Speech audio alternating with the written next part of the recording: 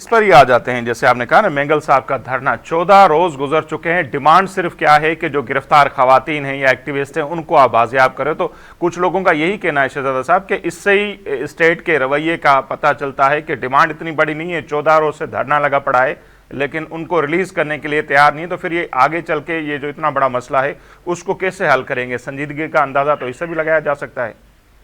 देखें, इस वक्त हम जब गवर्नमेंट से बात करते हैं, गवर्नमेंट ये कहती है कि हमने पहले ही बहुत नरमी का मुजाहरा किया, हमने बहुत लीनियंसी से चीज़ों को टैकल किया।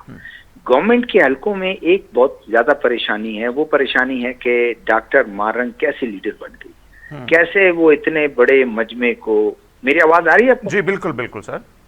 इतने बड़े मजमे को वो कैसे घंटों में इकट्ठा कर लेती है, उसका मैसेज, उसका बयानिया सोशल मीडिया पर कैसे आम आदमी तक पहुंच जाता है।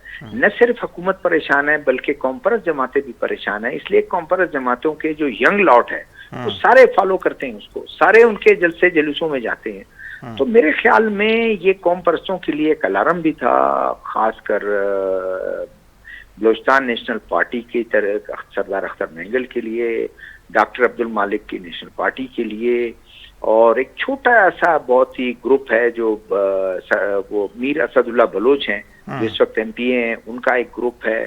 मीर इसरारुल्लाह जहरी खुद आकर उन्होंने प्रेस क्लब में दोस्तों के सामने कहा कि हमने तो जो कामें किए हैं लोग तो हमें पे इतबार नहीं करते हैं। अब तो जिधर जाएं अब देखें तो डॉक्टर मारेंगे। तो इन चीजों को देखते हुए गवर्नमेंट शायद उसको अपने तौर पर किस तरह टैकल कर रही है, उसमें गम और गुस्सा है कि जी दहशतगर्दों की लाश वो ले गए हैं और जबरदस्ती ले गए हैं, ये एक उनका बड़ा क्राइम है और बिल्कुल गलत है। और उसके बाद फिर आपको पता है कि सरियाब रोड पर जो वाकया पेश आया उसमें 3 जो मुजाहिरीन थे या वो पासर बाई थे, उनमें से उनकी हलाकत हुई, जिसपे गवर्नमेंट ने पर्चा उल्टा दर्ज कर दिया है इन पर BYC के लोगों के आपके फायरिंग से हुआ है।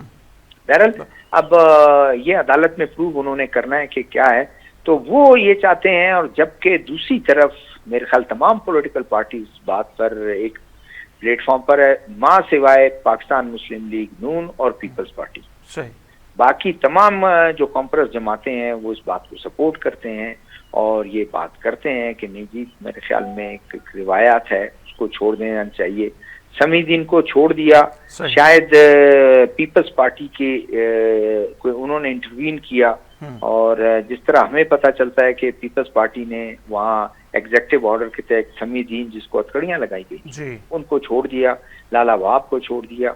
तो यहाँ के जो कॉम्परस हैं वो कहते हैं कि जब वहाँ छोड़ सकते हैं यहाँ क्यों नहीं छोड़ सकते हैं? क्या ये भी अदालतों में गवर्नमेंट को प्रूफ करना पड़ेगा कि क्या समीदीन का जो जुर्म है जिसमें उन्होंने गिरफ्तार किया डॉक्टर मारंग और उनके जो दूसरे साथी हैं, उनका जुर्म उनसे बहुत ज्यादा संगीन है और वो अदालतों में प्रूफ करेंगे।